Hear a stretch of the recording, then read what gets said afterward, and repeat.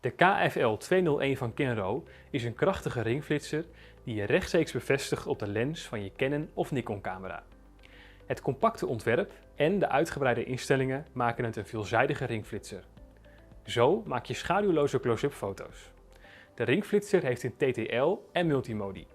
Ook is het mogelijk om hem volledig handmatig in te stellen. Dat doe je op het overzichtelijke scherm. Bij de ringflitser ontvang je 8 verschillende maten adapterringen, waardoor de ringflitser geschikt is voor elke gangbare lens.